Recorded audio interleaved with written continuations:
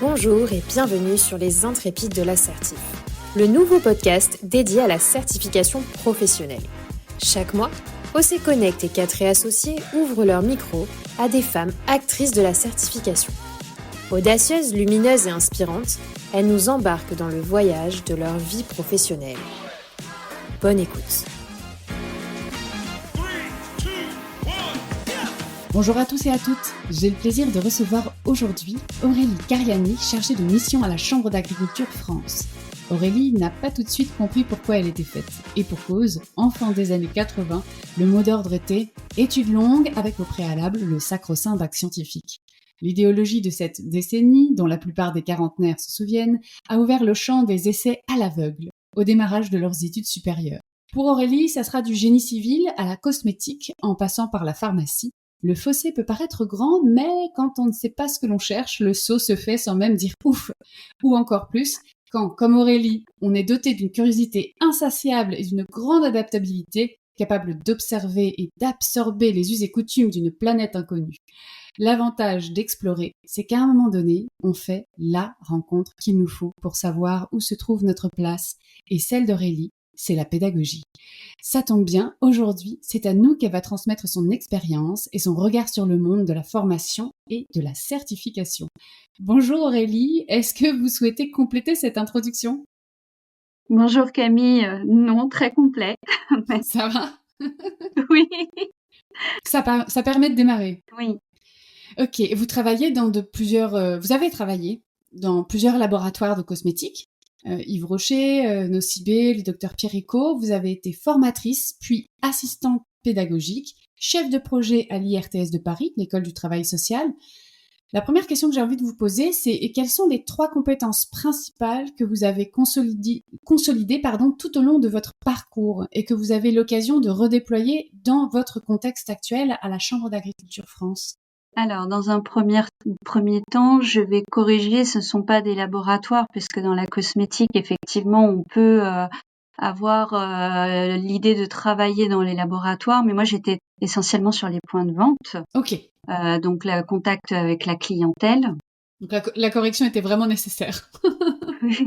Non, c'est important parce qu'effectivement, dans l'esthétique, on a tendance à toucher, comme vous l'aviez dit, le Graal du scientifique et vouloir travailler dans un laboratoire, mais l'univers de l'esthétique est bien plus vaste et moi, je me suis orientée sur les points de vente. Ok, très bien. Donc, alors encore plus, la question est tout aussi légitime. Avec tout ça, c'est quand même très varié, les points de vente dans la cosmétique, formatrice puis assistante pédagogique, je suis chef de projet à l'école du travail social. Souvent, quand même, dans une trajectoire professionnelle, on s'aperçoit qu'il y a des compétences qu'on arrive à transférer et à réappliquer dans des situations professionnelles différentes. Vous, si vous en avez 3, les 3 principales, c'est lesquelles que vous pouvez redéployer dans le contexte actuel de votre poste, de votre mission au sein de la Chambre d'agriculture France ? La première compétence, c'est les relations humaines. C'est-à-dire que en fait, quand vous êtes en contact avec les clients et que vous êtes confronté à des besoins très particuliers, comprendre et analyser les mécanismes de ces besoins pour fournir une réponse adaptée, c'est une compétence qui peut se transférer en formation et qui se rejoint tout à fait avec les postes auxquels j'ai pu suivre et effectivement parce que en formation nous sommes constamment confrontés à différents interlocuteurs avec leurs propres problématiques et leurs besoins. Et justement, acquérir cette compétence permet justement de pouvoir analyser les comportements, analyser les besoins de formation et pouvoir répondre à ce besoin. Donc ça, c'est vraiment la compétence principale pour moi. Et que vous redéployez à l'envi en ce moment à la Chambre. Tout à fait. Dans votre métier, je veux dire, oui, dans votre poste. Oui, tout à Sous fait. quelle forme? Mon poste actuel me permet d'être en lien avec le réseau de toutes les chambres d'agriculture et elles expriment des besoins et il faut comprendre ces besoins par rapport à leurs propres activités puisque chaque chambre dans les réseaux sont indépendantes entre guillemets dans les services formation et ont besoin de cette tête de réseau pour répondre à des problématiques communes et donc il faut comprendre ces besoins et pouvoir leur apporter une réponse. Alors justement, en parlant de réponse, Aurélie, vous avez eu l'occasion de suivre une formation adulte à la Sorbonne, celle d'ingénieur de la formation. L'un de vos collaborateurs, qui suivait également la formation, vous a surnommé Cookéo parce que vous étiez forte en recettes. C'est ce qu'il dit, et visiblement tout le groupe était assez d'accord. Pouvez-vous expliquer ce qu'est une recette pour vous dans ce contexte-là? Je regarde un peu tous les ingrédients, c'est prendre un sujet à 360, prendre les avis de chacun, prendre le contexte et effectivement aussi tout ce qui peut répondre à cette problématique, prendre toutes les informations en fait et puis en faire une synthèse et puis produire soit la recette qui peut se traduire par une réponse, qui peut se traduire par une action de formation, qui peut se traduire par un objectif pédagogique. Tout dépend le degré que nous recherchons, du besoin. Mais voilà, en fait, c'est ça. Je prends en fait le prisme à 360. J'essaye de prendre un sujet et de regarder vraiment tout ce qui peut interagir avec ce sujet. Interagir autour, effectivement, et prendre les meilleurs éléments pour en faire une recette. Okay, et oui, le surnom de Cookéo a été... ça m'a beaucoup fait rigoler quand on m'a surnommé Cookéo. Et ça reste. Et oui, ça reste forcément avec le poste que vous avez. Aujourd'hui, vous êtes chargé de mission à la Chambre d'agriculture France depuis donc 2023. Votre mission est de chapeauter la certification, donc création ou reprise d'une entreprise agricole, avec la gestion des partenaires, des chambres du réseau que cela suppose. Donc on comprend bien qu'effectivement, Cookéo est régulièrement sollicité pour apporter des réponses, des solutions quelque part. Quelles sont mon autre question, c'était de savoir. On a bien compris du coup la principale compétence que vous pouvez redéployer, que vous avez travaillé tout au long de votre trajectoire professionnelle dès les premiers emplois. Là, dans ce nouveau contexte, parce qu'il est quand même assez nouveau par rapport aux autres postes que vous avez occupés, quelles sont les principales compétences, là où les principales compétences que vous n'aviez pas eu l'occasion d'exprimer dans vos postes précédents et qui sont hyper importants maintenant? Là, c'est toute l'ingénierie de certification. C'est en fait vraiment la relation avec France Compétences. Car dans mes précédents postes, c'était des cellules spécifiques qui géraient les partenariats et les relations avec France Compétences. Là, je peux pleinement l'exprimer car c'est moi qui effectivement suis toute cette ingénierie au niveau de la certification, les relations avec France Compétences et les relations avec les partenaires de notre certification. La partie administrative et la partie contrôle, les contrôles avec les partenaires. Oui, c'est ça, c'est l'une de vos activités qui est d'accompagner les partenaires de la Chambre à l'heure où l'exigence de France Compétences sur le contrôle des partenaires et la qualité du fonctionnement du réseau se sont renforcées.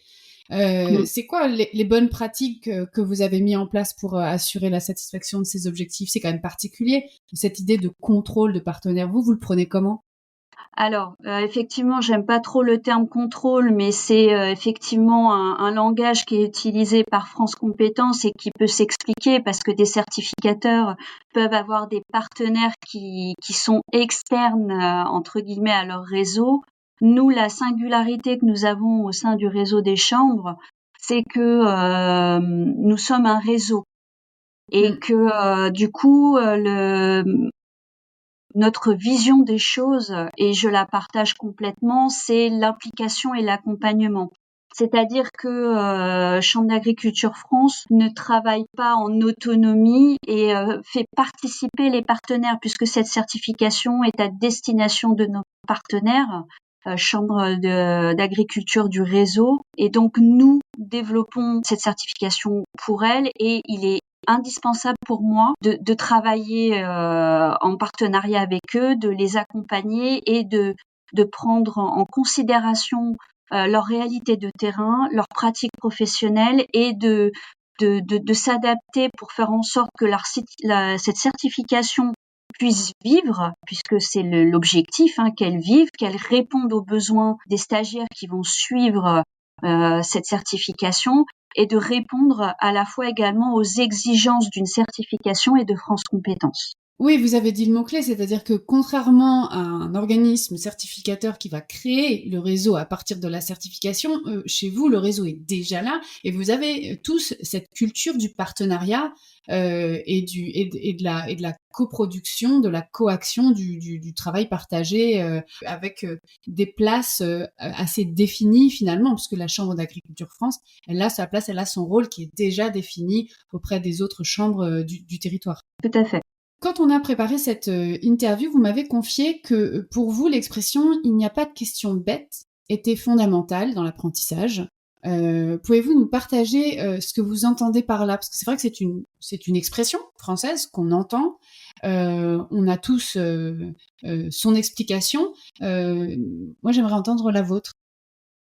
Alors pour moi, il n'y a pas de question bête pour la bonne et simple raison que s'il y a une question, c'est qu'il y a une interrogation et pour bien comprendre le message qui est véhiculé, parfois il faut peut-être reprendre les bases et en reposant des questions basiques et qui peuvent paraître bêtes pour certains, mais pour celui qui la pose, c'est essentiel pour bien comprendre le message. Quand j'étais formatrice, je partais du principe que si quelqu'un me posait une question, c'est qu'il y avait un besoin de compréhension et un besoin d'enclencher des mécanismes d'apprentissage pour lui, et ça peut passer par des questions parfois très simples ou que d'autres qualifient de bêtes, parce que lui, son mécanisme d'apprentissage a déjà été fait. Donc pour moi, je pars du principe qu'il n'y a pas de question bête, c'est simplement de reposer la question pour favoriser le mécanisme d'apprentissage. Et puis dans votre apprentissage personnel, dans votre expérience de découvrir autant de mondes différents, vous-même, au départ, vous n'osiez pas poser certaines questions et puis vous vous êtes rendu compte que finalement, ces questions bêtes avaient une fonction bien plus maligne que ce qu'on pouvait leur attribuer au départ. Comme vous l'avez expliqué dans tout mon parcours, effectivement, je suis passée par différents secteurs. La première réaction primaire qu'on peut avoir, c'est de se dire, je change de secteur. Si je pose pas les questions de base sur ce secteur, plutôt si je les pose, on va dire, mais c'est une personne qui connaît pas son métier. Mais non, en fait, le fait de poser cette question, ça peut permettre de déceler en amont des situations qui finalement pouvaient paraître simples, mais qui sont finalement complexes et qui nécessitent peut-être des réponses adaptées. Donc typiquement une analyse des besoins sur un besoin de formation dans un établissement qui n'est pas de son métier, finalement en reposant des questions basiques comme l'organisation, l'intitulé des postes, les missions, finalement on peut se rendre compte et détecter des besoins de compétences parce qu'il y a une différence entre du prescrit et du réel. Quelles sont les questions bêtes que vous avez posées en arrivant à la Chambre de l'agriculture France qui vous ont permis une plus profonde compréhension de votre écosystème ou de votre mission? Si je devais en choisir une, c'est comment s'organisent les instances au sein d'un établissement consulaire. C'est-à-dire que effectivement les chambres sont dirigées par des élus et il y a une partie opérationnelle et il y a une partie politique. Et cette partie politique, je ne la maîtrisais pas du tout. Okay. Donc effectivement, c'est des questions qui peuvent paraître bêtes, mais qui étaient nécessaires pour ma compréhension de l'écosystème. C'est-à-dire? Parce que dans notre métier en formation, on nous apprend à répondre de manière très technique et très opérationnelle.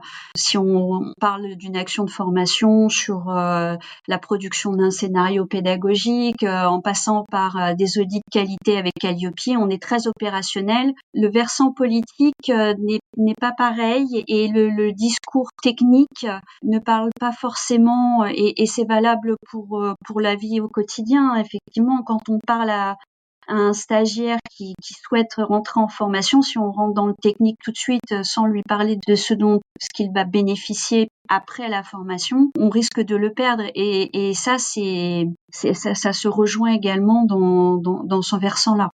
Donc, ce que je comprends, c'est que quelque part, l'initiation que vous avez dû avoir avec ces questions simples mais fondatrices de votre compréhension, ça a servi à mieux comprendre la population des instances de la Chambre d'agriculture France auxquelles vous vous adressez pour pouvoir adapter votre discours sur votre mission, quoi, d'une manière générale.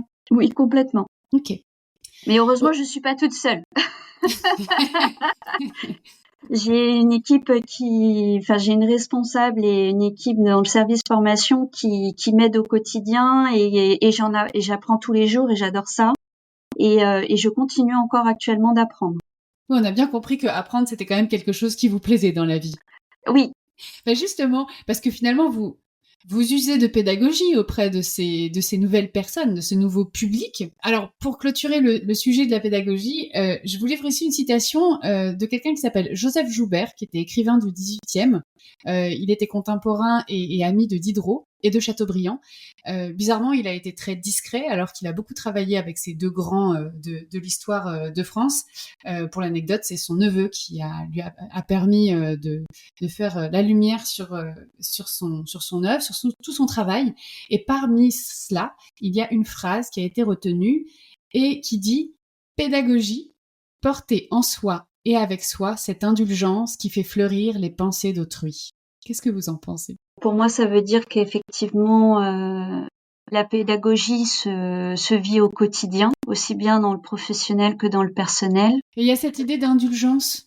À votre avis, l'indulgence dans la pédagogie, ouais. Eh ben, ça se rejoint dans l'apprentissage, tout à fait. C'est l'indulgence de l'échec et d'apprendre de ses échecs, de continuer d'avancer et de faire mieux la prochaine fois. L'échec est un apprentissage en soi. Je pense qu'effectivement, l'échec, l'erreur en apprentissage est bénéfique, mais il ne doit obligatoirement s'accompagner d'une compréhension de là où il y a eu l'erreur pour pouvoir développer des mécanismes et ne plus la reproduire. Parce que l'échec se fait en deux temps. C'est le constat de l'échec et le mécanisme d'apprentissage qui va derrière. Si les deux ne sont pas regroupés, pour moi, l'échec restera tel quel. Aurélie, vous m'avez expliqué que vous aimiez comprendre les enjeux. Là, ça s'entend avec l'explication sur l'échec que vous venez de nous partager. Si l'on prend le prisme de la loi pour la liberté de choisir son avenir professionnel, quels sont les enjeux que vous avez compris ? Comment vous prenez à bras le corps cette loi qui est le fondement de la réforme du secteur de la formation et de la certification, et qu'est-ce que vous en comprenez ? Je pense que cette loi a été bénéfique car elle a permis de vraiment mettre en valeur la formation professionnelle continue pour les adultes, de faire comprendre en France et le système français que les adultes doivent se former tout au long de leur vie, impliquer également les employeurs sur la formation de leurs salariés. Ça a permis de pouvoir être acteur de son destin, de ses futures formations. Ça permet également facilement les reconversions professionnelles ou alors d'acquérir des compétences qui ne sont pas forcément issues de sa formation initiale. Et je trouve ça vraiment intéressant et il faut continuer dans cette ligne-là. Aurélie Cariani, ma dernière question est, à votre avis, à quoi ressemblera la certification dans 10-20 ans, propulsée par la réforme qui a eu lieu depuis 2019 ? Ce que j'aimerais ou ce que je vois venir ? Ah bah les deux, moi je prends tout, hein, allez-y. tout m'intéresse dans ce que vous dites, Aurélie, les deux, allez-y. Là déjà la loi a permis la transformation des certifications avec la possibilité de passer des blocs de compétences, donc c'est intéressant pour permettre à chaque individu, chaque salarié ou futurs salariés de pouvoir piocher dans les certifications les blocs de compétences qui permettraient de développer son expertise et de répondre au mieux sur les besoins du marché. Ce que j'aimerais à long terme, c'est vraiment que un individu qui cherche sa voie puisse vraiment sélectionner les bouts de formation dont il a besoin pour se constituer finalement son propre diplôme et sa propre expertise et se vendre sur le marché du travail tel quel, en disant bon bah voilà. Vous voulez dire que lui va construire la liste entre guillemets de compétences qu'il va acquérir et ça donnera quelque chose d'unique puisque ce sera lui qui aura acquis telle et telle compétence dans différents organismes de formation, modules, etc. C'est ça ? Tout à fait. Après, c'est utopique parce que le système français est ce qu'il est et les employeurs se basent plutôt sur des niveaux avec des intitulés de métier, et ce qui est normal pour pouvoir proposer des offres d'emploi, faut bien catégoriser. Mais effectivement, plus tard, ce serait dans un monde idéal, c'est que chaque individu devienne acteur à 100% de son niveau d'études, tout en ayant des unités de crédit, en disant bon bah voilà, j'ai atteint tel niveau de crédit, ben j'ai tel niveau de formation, quels que soient les blocs qu'il a passés. Ce qui serait intéressant, c'est effectivement il construit son propre chemin de formation professionnelle pour répondre à un secteur sans pour autant répondre à un emploi. Ça, j'aimerais bien y être, en tout cas. On va voir. Mais en tout cas, vous savez que vous n'êtes pas la première personne à me parler de ce type d'évolution. Dans l'une de nos premières interviewées, il en était question. Non, il y aura plus de diplôme de certification, il n'y aura plus que des compétences. Voilà, je laisse à tout le monde le soin de écouter ou réécouter toutes nos interviews pour pouvoir trouver ce passage-là. Et donc voilà, pour vous dire, Aurélie, vous n'êtes pas la seule. Peut-être que vous tenez quelque chose, on verra. Il faut qu'on se donne rendez-vous dans 10 ans, au moins, on fait un point. Et puis après, dans 20 ans, quelque chose Tout à fait. Merci beaucoup Aurélie Cariani de nous avoir accordé ce temps. C'était très intéressant. On vous rend à la Chambre d'Agriculture France, qu'on salue, et à bientôt. À bientôt, merci. Prenez soin de vous. Au revoir. Au revoir. Merci à vous d'avoir écouté cette interview. Nous vous donnons rendez-vous en décembre pour le dernier épisode du podcast Les Intrépides de l'Assertif. C'est bientôt la fin. Prenez vos agendas. Rendez-vous en décembre. D'ici là, prenez soin de vous.